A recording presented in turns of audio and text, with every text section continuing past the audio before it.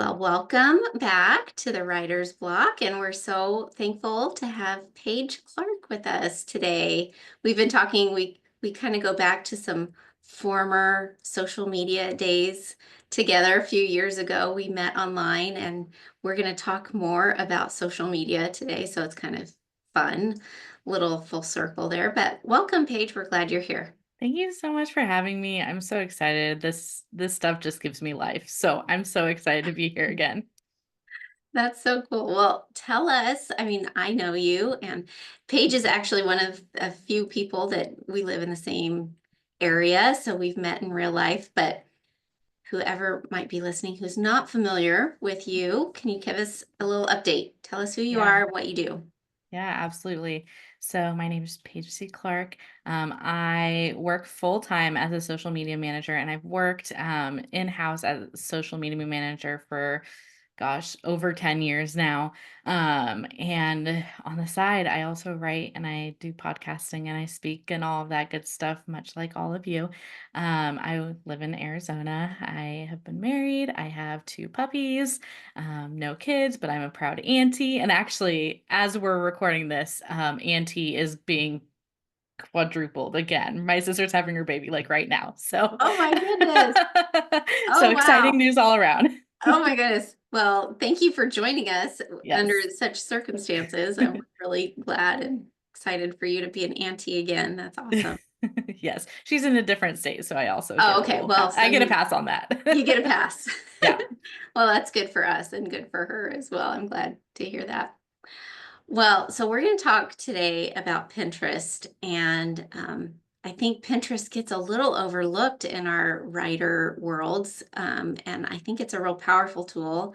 So tell us about what you think about social media marketing in general, maybe Pinterest specifically for writers. Yeah. I think a lot of people just look at all social media networks and begin to get really overwhelmed, and rightfully so. There's a new one that just popped up in the interwebs. Like, Wow. there's a new one that all the social media groups I'm a part of. They're like, "Hey, where are we? How are we feeling about this?" So, um, fair warning, it's not gonna I don't think it's gonna be anything, so not adding another one to your list. But Pinterest has been around for a really long time, and, I like to claim myself as, like, a really early adopter on these things. I was on the Pinterest beta Wow. back when you had to be invite only to Pinterest. That's when it kind of was around, and, um, I think Pinterest has a really unique opportunity that, like, once you find what works, it's really easily repeatable. Whereas when it comes to other social networks, you're kind of subject to the algorithm and like the powers that be and all of that stuff. Like for example, I had a reel go viral, like 7 million views on one of my Oh, reels. It has to hit nothing else. Like it was exclusive to that reel and not a whole lot else. Whereas I think with Pinterest, once you find your formula that works for you and your audience, it's really repeatable and you can keep going with it.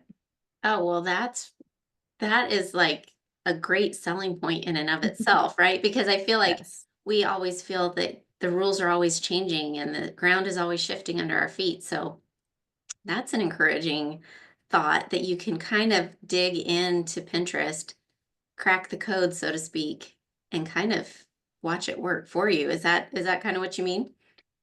Yeah, yeah, you can make it work for you. Most definitely with any social network you can do that. And there's ways to figure out strategy for each one. Like every social network, I recommend that everyone has a strategy for all the networks you're a part of. That's not to say you have to be on all of them, but for any network you're a part of, you should have a strategy kind of going into it. With Pinterest, it's a different strategy. So I would say like instead of looking at Pinterest as like an Instagram, look at Pinterest as like your website. So a lot of the optimizations that you would do for your website, you would do for your Pinterest versus the optimizations you would do for Instagram, you wouldn't necessarily do for Pinterest. Okay, that's interesting. Well, let's come back to that. Um, Yeah. but can you tell us a little bit about like what you think are the challenges that writers in particular face when it comes to building an online presence and like maybe we're familiar with what they are already, but what do you see in your line of work? Yeah. The biggest thing that I see is that everyone feels like they have to do everything all the time. Right? That is really kind of my go-to is thinking like, a lot of people think that they have to be everywhere. And while I do recommend everyone have a profile everywhere, like I think that's just good practice, it doesn't necessarily mean you have to be like super active or even intentional about what you're posting to those places all the time. And I think that is maybe one of the biggest hiccups is that we tend to get really overwhelmed by just the sheer amount of networks that there are. And plus we have to write, plus we have to get our voice out there, plus we have to do, A, B, and C, right? Plus email. Gosh, email's a whole other Love thing, that. right? Yeah, Like these are little all thing called email. yeah, these are all like jobs within themselves. I want people to understand the commitment level that they are giving themselves, not as a way to like fear monger of like saying like you don't know what you're getting into, but also to give yourself credit of like, hey, I'm doing all of these things, and it's a big task. Like my full time job is just social media, and I'd even be more specific, is just LinkedIn, right? LinkedIn is and Instagram stories are where I live. And I'm fortunate enough to work on a team where there's four of us managing one company's social media, right? So when you put it in that perspective, it feels a lot easier. And also, when we tend to compare ourselves to other people who have other presences, maybe bigger than ours, also remember, this is probably their full time job, right? And they also probably have people doing it for them or Yeah. helping them do it. And so that is just something to keep in mind when we start to play the comparison game. I even find myself doing it a lot of the time of like, hey, these people probably have people helping them out. And if you are financially able and capable of doing that, great.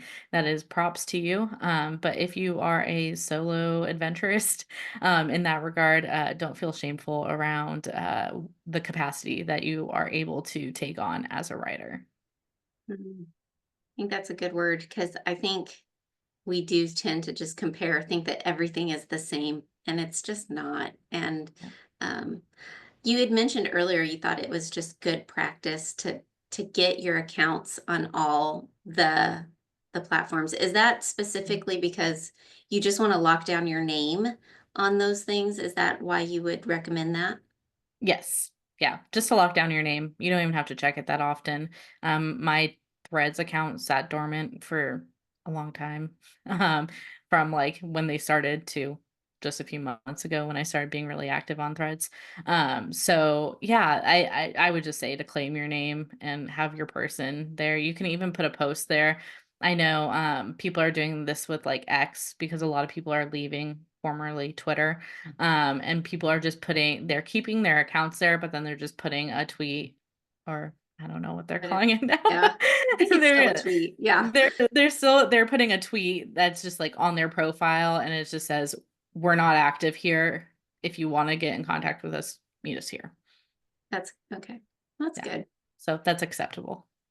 So when you were mentioning just, you know, being mindful that other people have different capacities and budgets for their social media, what are some other ways that like especially solo creatives, the ones that are most likely listening to this are ones that, they're building a platform, they're interested in creating a bigger email list, they're wanting to maybe at some point sell something, but right now earning the know like trust factor with their audience. So how do you do all that? Like, I mean, I feel like that often, like I just can't do social media. Like it just doesn't feel like it fits in all the time. Do you have Yeah. wisdom in that? Oh, yes. I love this topic because honestly, being overwhelmed by all there is to do is a very common, I don't want to say complaint, but a really common burden that I hear from a lot of writers and even a lot of entrepreneurs. And so don't feel alone in that. It's very common. And what I have to say to that though is the ease if you're starting out square one, I always recommend doing what comes easiest and then growing from there, especially when there's a lot of overwhelm at place. So, if you spend all your time on Facebook, really focus in on Facebook, do what feels easiest on Facebook, and then repeat it other places when you feel like you have the capacity for it. So alongside that, I'd add a caveat of how important, continuity is with wherever you're at. So if you're going to be doing something on like on a platform, if you're Facebook, for example, if you're going to be doing something on Facebook, commit to Facebook. Don't try to be inconsistent everywhere. Be consistent one place or consistent in a couple of places. That's kind of like my biggest piece of advice is like find what works for you, and continue on with that. And after we talk through Pinterest, like if you're hearing this and you're like, maybe not, like that's okay, right? Like maybe Pinterest is not where you're going to be living. Just know that is an option. But you get to decide that for yourself and also pay attention to where your audience is. I begrudgingly started being active on TikTok because that's where my audience is. It's Hmm. not easiest for me, but what is easy for me is Instagram, and a lot of the stuff I do on Instagram, I could easily copy over to my TikTok. So, thinking through things like that of where your audience is, um, and also the benefits of each platform has its own inherent ROI. So, Facebook is notorious for links for like traffic driving. Same with Pinterest. Pinterest is more of an SEO play. Instagram is more an engagement play. Same with TikTok. Threads is really great for networking. Which one am I missing? YouTube is really great for long form content. Did I miss any? Gosh. I What think I hit about them all. TikTok? Is TikTok? TikTok. Yeah, TikTok is good for engagement. Not good for link driving. If you're wanting to drive, just because the way TikTok is set up and everything, if you're wanting to drive traffic, not TikTok. Hmm. Absolutely not. Do you Most think it people, is good for engagement for TikTok? Because it seems so fast and so like, just consuming of time versus, I don't know, maybe people do really engage with TikTok. I well, just, engagement and awareness, right? okay. We can put awareness in that category too, but definitely don't consider it a traffic driver. And just having that awareness of like, okay, A, where's my audience, and B, what's the metric that I'm gearing up towards? That could be a really big driver. That's that's interesting to think about those platforms doing different things for you because Yeah. I think that helps you kind of decide where you should be. So, Yeah. And um, I'll just yeah. add to that, like that's not necessarily just my opinion. When I go to social media conferences, they pollster everyone who's in attendance, and that's just kind of some of the resounding like feedback that they're getting that like Facebook, even though like it's only part of their social media strategy, it's exponentially the biggest traffic driver, for example. Oh, LinkedIn, that's the other one. I knew I was missing one of them. One that you spend LinkedIn. most of your time on. Yeah, that one. Yes. Well, this is also unique because like LinkedIn is really big for B2B. So if you are business to business focusing, meaning you sell to other businesses, or that your audience is other businesses. For example, my podcast is for other people who work full time. And so that is where I focus my like podcast resources. That's helpful. Yeah, to just think again about your audience and who you're trying to connect with. Where would they naturally be? Yeah. Yeah. Like if you talk to moms, LinkedIn is probably not the best place. Yeah, yeah, for sure. Well, so let's talk about Pinterest. What makes it special and maybe helpful for writers specifically? Yeah, sorry. I have had the hiccups all day today. I That's woke up with okay. the hiccups, I so was about to sneeze earlier, sorry. so we're good. You're in good company. So what makes Pinterest and what makes it special?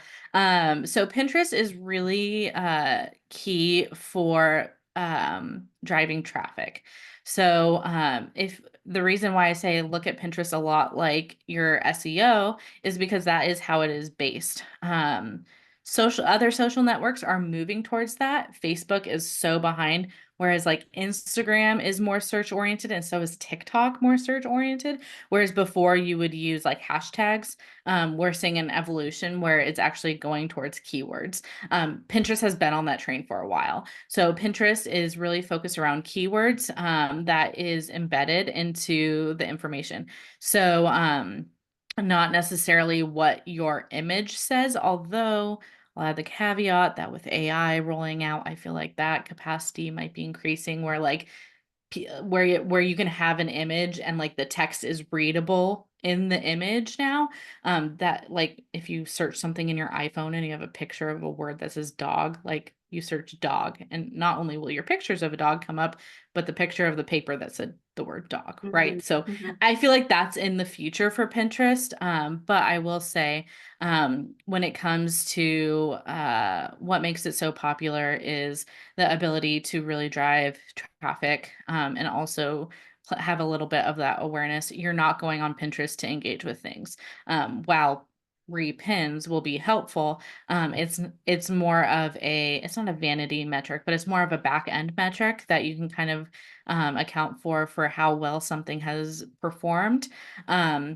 Whereas you really want to look at like, okay, how many clicks is this driving? How many eyes is this getting in front of? Because then you can really decide what is working and what is not working for Pinterest. That's so interesting. So, on Pinterest, you can do, I think it says when you have a business account, maybe it is for personal accounts too. It shows like how far your reach is. And Yeah. is it still like, do you need to follow creators, or is it just is there some sort of algorithm that puts you out in front of other people? Because sometimes I don't really pay much attention to my Pinterest, but I'll see I have like 2,000 monthly viewers, and I'm like, wow, I didn't do anything for that. Yeah. Yeah. And I'll get to that in a second, but what I want to say as another differentiator for Pinterest compared to like your Instagram is and like TikTok is those platforms like when you add some like humanity behind your profile to like prevent bots and things like that. But so like I always say if you want engagement, go and engage on people's stuff. That's like my favorite piece of advice when it goes to social media, like go engage 10 times more than the engagement you want to receive. That's not necessarily super true for Pinterest. Pinterest doesn't really care if you're going and repinning things. And so I'll add that like little caveat that is not so much inbound and outbound, it's mostly just outbound work. So when it comes to Pinterest, why you might get 2,000 views in a month and you're like, oh, I haven't done anything, is because it is based on search. So if you think of like an old blog that might suddenly become popular again, that is because of the optimization that has happened around putting that blog out there, like on a website. Same holds true for Pinterest. So if you have a very optimized pin, that pin is still circulating, even though it might be really old. Whereas even though timelines and like your Facebook feed and your Instagram feed is not necessarily constrained to chronological nature. It used to be, it's not so much anymore, but it kind of still is. You're not going to see something from like a year ago on your Instagram feed. That'd be very unlikely for you to be scrolling and it'd be like posted 365 days ago. Very unlikely. Pinterest, on the other hand, that is very likely based on what you're searching because it's based off of search. And not necessarily it's never been chronological, if that makes Mhm, sense, whereas mhm. other channels have been. That seems advantageous, Yes. especially to writers, because I think we feel like we have to always be producing new content. And so that's Yes. nice that it is kind of working for you, pulling back from old things that we've done. So Yes. that's really cool. And that's hugely beneficial too, because it's whereas on other platforms, it gets a little tired. The content that you produce, you feel like you're saying like the same dang thing. Mostly because you have like a constrained audience.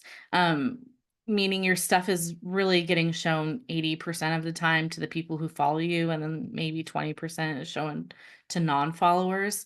Pinterest, it's fair game. right? Like if you're just searching, which is how people use Pinterest, right? Like that's how people are going to come across your stuff. So it's okay if you say the same thing a million times in a million different ways. People are still going to come across your stuff one way or the other. And it doesn't get repetitive or boring because they're not people who follow you and will see the repetitiveness in it. Yeah. Well, and the timeline issue then as well is kind of eliminated. They're not scrolling through Yeah. and seeing that you've posted the same pin Right. over and over again. So Yeah. that's good. So, you know, I think one of the things I've struggled with Instagram is just that I don't have a real visual product. I mean, I write, and so Right. often that's got a pretty image on top, and then it's just a lot of Mhm. black and white, you know. Yeah. Right. So and Instagram is often, that's such a visual platform. So how does that work out with Pinterest too? Because I think for writers, I guess it really comes down to how you're optimizing your pins to get them Hmm. to drive that traffic back to your website. Yeah. Yeah. And I think it's also you want to look really intentionally at those metrics that you're driving towards, meaning if I'm putting an Instagram post out, my goal for them 9 times out of 10 will be for them to stay on that post as long as possible. So it's okay if they have to watch a video. It's okay if they have to read through a caption, right? Like because my their engagement and their attention on that post makes it successful. Whereas that's not necessarily the case with Pinterest. With Pinterest, you want people to be captivated and click through, or you want people to find the value from the pin itself in order to repin it, right? I always like to think back to the end user and your behavior. How do you behave when you're on Pinterest? By asking yourself that question, you'll be able to understand like how people operate because I feel like a lot of the times with marketing in general, we try to predict people's behavior in ways that they don't behave. And the biggest predictor is how you behave on those Mm. things, right? Like are you going to Pinterest to find a link to something else? Probably not. However, if you create content around it that is captivating enough, then you can move that person through if they're interested enough, or if they want to come back to it, making it accessible enough to them that they can like remember what that is. So the easiest way that I would suggest doing that is to really make it visually appealing is the first one, and then also like including all the good stuff in the pin itself. So, I actually was talking to some of my coworkers about this, and I was like, "Yeah, I'm going to be teaching on Pinterest." And that was the number one thing we talked about is like, don't bury the lead when it comes to Pinterest, because if someone is seeing it and they repin it, you want them. If your ultimate goal for them is to end up on your website, then you should include all the good stuff. So if they're even if they're not clicking to the website right away, they can go back to that pin and be like, "Oh yeah, I wanted to look that back up." And they'll go to the pin and then click on your website and so on and so forth. So that is my biggest suggestion is to really put as you would have a hook in a blog article, for example, put that hook straight forward on the visual that you create, and then heavily, heavily add in keywords to your title and your description, and even your URL. And Okay. we'll go over all this on Thursday too. Yeah, that's a lot of information, but it's really good. I think it kind of changes the way, at least I think about that kind of thing, right? Because Yeah. normally you're like, I guess there's still an element of intrigue and mystery and curiosity that would make them click. But when you say don't bury the lead, like give them, are you saying like give them the information that you're promising in your pin? Like, I mean, you see listicles all the time. 10 Yeah. easy steps to start a blog or whatever. Right. So if that was the case, when you say don't bury the lead, how would you apply that? Yeah, I mean, like, okay, 10 like the 10 best chocolate chip cookie recipes. I have cookie recipes on my website. Okay. 10 best chocolate chip cookie recipes. I would do a couple of things. And this is where testing and optimization really comes into play, because I would do one that just has the title of it and I would put that there. And then I would try another one where I list out all 10 inside of a graphic, and then I would put that there, and then I would put them head to head, which one performed better. Hmm. And maybe some got more repins and some got more traffic, right? Like you have to look at which ones perform best for which topics, and then go from there. Because sometimes if it's catchy enough, like you'll save it. So one of my favorite chocolate chip cookie recipes is on my Pinterest, and every now and then I forget who makes it, and so I have to go like digging through my Pinterest to find like who wrote this chocolate chip cookie recipe. And if I just search chocolate chip cookies in my pins, that will come up. Now, am I expecting to see the entire recipe in the pin? No, not necessarily, but the information that is included in the pin is enough of a trigger for me to go and like access that information later on. Oh, that's so good. And I've done that too. Like Yeah. I pin recipes all the time and I'm like, okay, what was that? And so I go back Yes. and go back through it. So that's cool. And I like the Yeah. idea too of testing. Like you don't just have to be limited to one visual element with your blog posts or whatever you're Right. promoting, but you can do some more trial and errors. Maybe it Yeah. feels a little less weighty, like you're not going to totally mess things up, right? Yeah. As you experiment with what kind of images get more engagement. Yeah, and going back to what we were talking about before, because it's not chronological, you can test anything you want and it like won't be weird and won't be awkward because no one's following you. Like like how often do you like follow someone on Pinterest? Right? Like that, I mean, I'd argue to say like that's not a really common thing to do unless they're like a Okay. lifestyle brand. Yeah. Right? And that Right? I was wondering that too. Like, is that part of the strategy? Do you go follow people and expect to be followed back? I Yeah, wouldn't say so. not so much. No, no, because like I think that, you have to look at what are you trying to do with people, and I think followers are really great for engagement. Followers aren't not necessarily really good for like people pulling people through the funnel and pulling people to the bottom to land on your website. So I would not worry as much about follower numbers. Is it nice to have? Yes.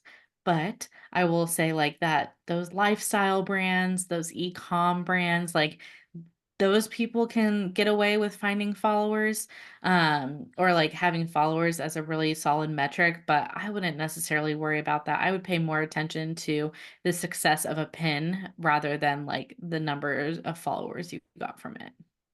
Okay, that's really helpful.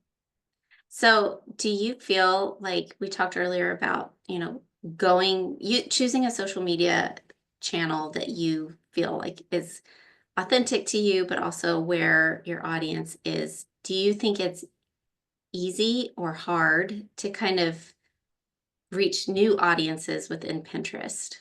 And if so, like, how do you do that? Yeah. I think Pinterest is a difficult platform to make your grand arrival on. Unless you're in like those niche where like lifestyle brand or like e-com brand. I would say like Pinterest is I would argue that it's a supplemental platform. I wouldn't say it should be your primary platform. Okay, So that's that's my little helpful. caveat Yeah. because you don't get to have that like interaction with your audience that you get at other places. Well, it might be helpful for like driving traffic.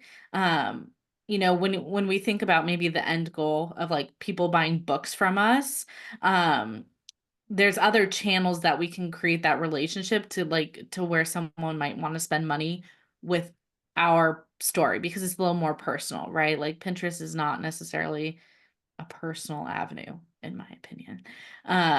So I would say like Pinterest is more of a supplementary channel rather than a primary channel.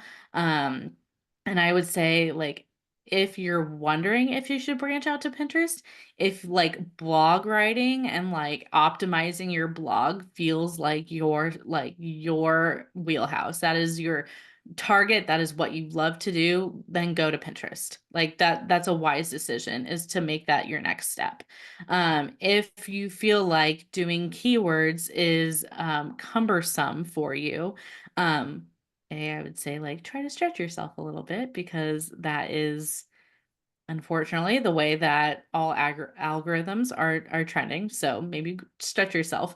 But maybe Pinterest might not be like your next like second platform. It might be your third or your fourth. Yeah, that's good. That's really good. So, what types of content should writers share on Pinterest? Like, should they just be sharing their articles, or is there a way to be more creative, thinking a little more outside the box than that? Yeah, I would say that, um, again, test. So all these, like, I'll give you recommendations of things you can try, but if you're like doing these and you're like, Paige, these ideas suck, try something else. Like, right? Like, I can't determine your audience for you, right? Like, this is just like, really general advice. So when it comes to engage, like what does it practically look like for you to put out pins? Um, I would say try articles that you're writing, start there, and then kind of go from there and explore different ways to present that. So say you have article A and you want to just share out article A. Um, I do not recommend just like hitting the pin button on your blog and then just like kicking it off like that. Is it easier? Yes. And I hope I don't hurt anyone's feelings. It's a little lazy in terms of the optimization that you can get from like building your own pin. So when you build your own pin, you get to select your image, you get to optimize that image, you get to add a title, you get to make sure that the link is correct. Like you get to add all of these things that you don't get to do kind of otherwise. So when you're building your pin for blog A, you can make sure you can go create an image that is properly fitted for, sorry, I talk with my hands. All right. Your You nails look can, pretty, by the way. oh, thank you. They match my background a little bit. A little bit, yeah. You can go create a pin that is sized appropriately. You can go and make that pin into a like I'll say a slideshow, but like a multi-slide um pin that you can go Like a through. carousel. Yeah, like a carousel, Pinterest version of a carousel. Yeah. And you can also make it into a video. And in the past, like 2 years, Pinterest has been like leaning more towards video, so you can do video pretty quickly on that.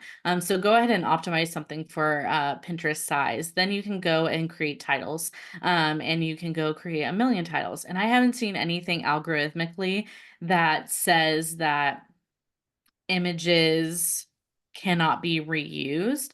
So if you have image B and you want to try 5 different titles for image B, I haven't seen any algorithmic punishments for using that repeatedly. Whereas like other channels, you'll probably get like a slap on the hand for reusing the same content again and again, like in a repetitive, really tight time constraint. So using like image A with all these 5 titles, and then you can say, okay, then go and like create 5 different descriptions. Well, there, I mean, someone do the math, 20, like 25, and then one, and then you have one for each one, right? Like from that one post, you get so many different options to create. And then you get to adjust your creative, right? Now you have like 3 different types of creative with 5 different titles and 5 different descriptions. And then that's just from one post. And so I want people to feel encouraged by the ability to do that. And if you're unsure of where to start in terms of like SEO optimization, I guess SEO means optimization, search engine optimization, or just like Pinterest optimization, when it comes to keywords, Chat GPT. Yeah. I know, but also y'all, it's so good and that is so helpful. Um, If you want to take the ownership of like, no, I want my captions to be captions, that's like, I want to write my captions, that's okay too. But go to ChatGPT, say, hey, I'm writing an article about chocolate chip cookies, and I want you to come up with the top 5 keywords that I need to create in order for this to show up on Pinterest. And it'll give you 5 keywords. Right, Interesting.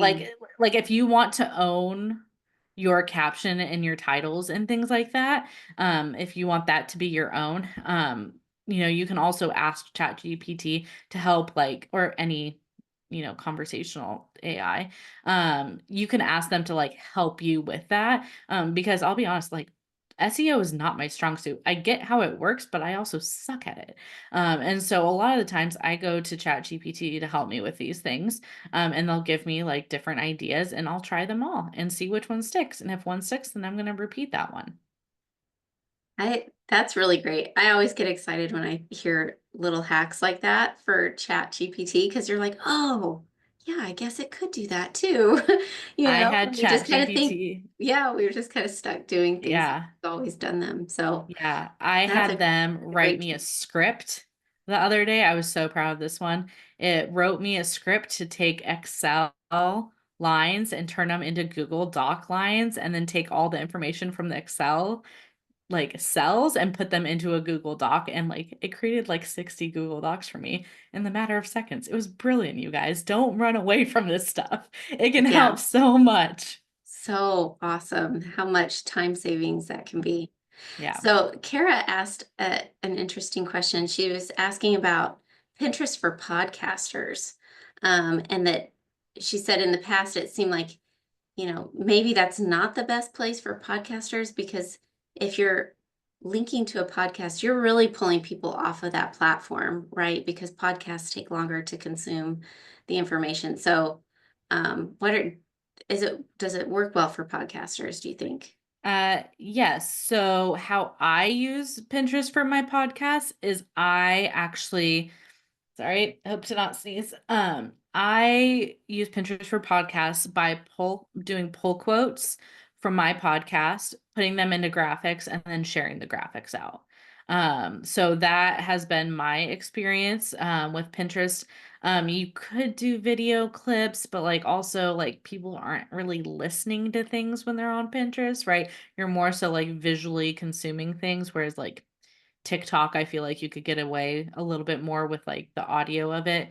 Um, so I wouldn't necessarily say that, but like if you think of like I just think of like teenage me who was on Pinterest like pinning inspirational quotes, right? Like that's kind of how I try to show up on Pinterest for my podcast. So that's where I could see it being like really really successful is doing these pull quotes and then creating them and like making them really beautiful and going from there.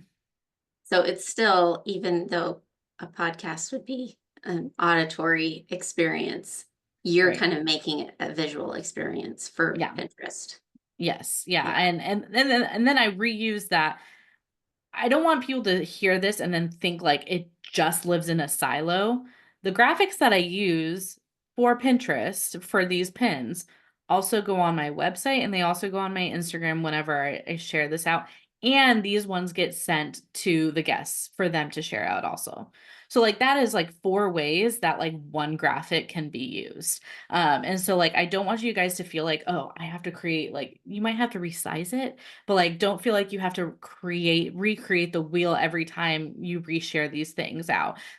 Like if you just really streamline it, it is a very repeatable process. That's good to know. I hope, Kara, that answered your question about podcasters, but we'll do some Q&A here in a minute. But Yeah. what would you say for a writer who's just starting out? Like you said earlier, like make it a supplementary platform, maybe not your bread and butter platform because you want the engagement, but what other tips would you have for a newbie? Yeah, so if you're like listening to all this and you're like, game, page, yes, like Pinterest is where I need to be. Okay. My first suggestion is to, unless this is your strong suit, go hire a designer. and go hire a designer to create some graphics for you. So my all my graphics have been templated by a graphic designer, and now I can go in and edit the wazoo out of them. And I can just go recreate those, and that's what I do for 100% of my designed content. Um, and it was like a one-time cost, and then, I get to carry on my merry way, and then if I want it refreshed, I just hit her back up. So because we are such like a visual platform, especially for our Instagram and our Pinterest, I would say TikTok, you can get away with ugly video. Threads is not visual at all. Facebook, it depends on your audience and how they're consuming information. So if you're really like, if your wheelhouse is within Instagram and then you're like, yes, I want to add on Pinterest, definitely hire someone or do it yourself to create some really stunning graphics that people are really wanting to pull from. And then my other piece of advice for that is when you are working with a designer, um, also try to ask for designs that can be altered and change in terms of the content within the actual like design itself. So like can it be 5 words or can it be 30 words, right? Like you want to be able to have that like range to play around with, because if you end up starting to pin and you're like, ooh, like all my people are resonating with like longer things within my graphic versus shorter things, you want that ability to like go ahead and like move forward with that. So yeah, definitely try both ends with that. And then yeah, move forward. It is an upfront cost unless you want to do it yourself. Canva has a bunch of free templates. You can go ahead and use. I like all my stuff to be branded. I like beautiful things. And so all my stuff is branded and designed. And then if you are not on Canva, I don't know how often you talk about the benefits of Canva in Oh, here, we love Kara. Canva. Yeah. Yes. Is like if you have the upgraded version, I think it's only on the like pro version. You can resize designs really easily. So you can say like, I have this 1 by 1, go and turn it into a Pinterest size. And then that way you're not like having to do like 10 different design sizes for each one of your channels. Yeah, those are all really good tips. Yeah, I don't know how anyone like can get away with not using Canva these days. It's Yes, so helpful, it so is. handy. Another fun fact, I was on the Canva beta as well. Look at you. You've got some I major flex right now. I just remember seeing it and I was like, oh, this is gonna be so good. And this was probably like 15, 20 years ago. That's awesome. Yeah. Let's see. Kathy said her Pinterest experience is limited, but I seem to get a lot of sponsored content when I search for ideas on the platform. How would my pins compete with that? And I'm presuming that it's an algorithm thing. Uh, yeah, and anywhere you're going to run into issues with sponsored content. That's just how it is. Search, run into sponsored content. Even in your emails, like have you opened your email inbox and there's sponsored links in your inbox, right? Like there's sponsored content everywhere. I don't want to like kind of gloss over as like just a Pinterest issue. You're going to run into that issue no matter what channel you're on. And so compete with that. Again, just having really compelling visuals is one. And then I would also say, like, I mean, my hunch would be the people who are sponsoring content on Pinterest are not the people in our spaces. Probably not. Yeah. They've got like Yeah, they're like probably you're a company or there's just some deeper pockets. Yeah. Like I'm not looking for a bounty ad when I'm like Googling like inspirational Jesus verses, right? Like those Right. things are not the same. So like yes, like the ads do exist, but in the spaces that we play in, I don't think that that is as big of a problem in terms of competing content. Yeah, it might be annoying and like getting in the way, but I don't think it's necessarily going to be um as obtrusive or as big of a deterrent from your own content. Well, and I think you can learn stuff from sponsored ads too. Like Yeah. if it is a direct competitor, let's say, you can look at how are they framing what they're selling or what they're promoting. Mhm. Look at their language and see, I wouldn't say steal it, but borrow heavily. Yes, absolutely. Oh, no, I'm a huge fan of it, of not we're not stealing people's content, but, like, looking at the ways people are talking to people and the way they're doing it successfully, um, and duplicating that for ourselves, hands down, a great way to learn from people. Definitely. Well, I want to give you all a chance to ask any Pinterest questions, and then I'll ask you, Paige, what to expect on Thursday. Yes. But feel free if you guys have any other questions, Pinterest related.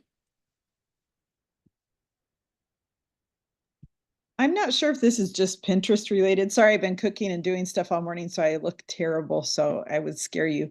So I'm not putting my video on. Anyway, so one of the things I'm working on is migrating my website from one place to another.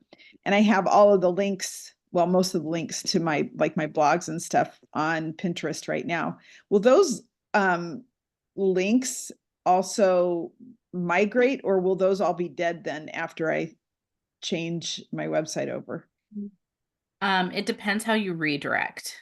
Okay. So I don't know if you're doing your website yourself or if you're having someone do it with you. Ask them about redirect links, because then it's kind of a pain in the butt. But if you say you're like doing blog A on website one, and then you have blog A on website two, you actually have to line up those links. So when you do redirects of like you have to say website one blog link A goes to website two blog link A, right? So you have to line those up somewhere on the back end if you want to move forward with that. Okay.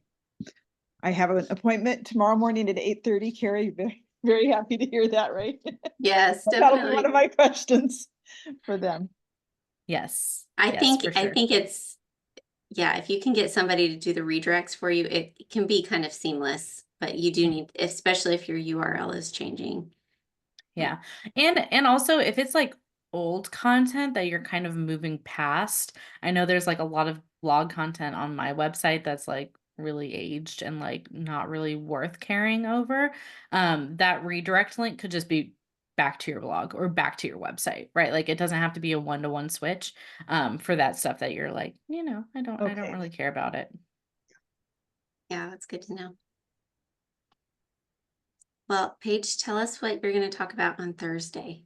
Yes. So on Thursday, we're really going to be breaking it down very specifically. So we're going to be going on a little journey of like what are the demographics of Pinterest, how people interact on Pinterest, and then also what makes a really strong profile there, and as well as like the building blocks of how you build your own pin and the different options that you have there. And also just some strategy advice of thinking of Pinterest as like a marketer and not necessarily as just a consumer. Mm, that's good stuff. Yeah. That's so great. Well, this has been really helpful and exciting. It's really cool to kind of re-engage my own thinking about Pinterest and, consider again like how that could be useful for me as a writer. I hope those who listen to this might feel the same way and Yes. that they'll join us on Thursday. Do you have anything else Yes. to say? I'm just seeing Kara's comment in the chat as well. So we'll be going through a how-to step by step on like how you start creating your own pins. So we'll be doing that on Thursday. So either join on Thursday or watch the replay. Yes. Good questions, Kara. We're glad you're here today. Yes. All right. Well, thank you guys so much, and we'll see you again on Thursday. Thanks, Paige. Bye everyone. Thank you. Bye bye.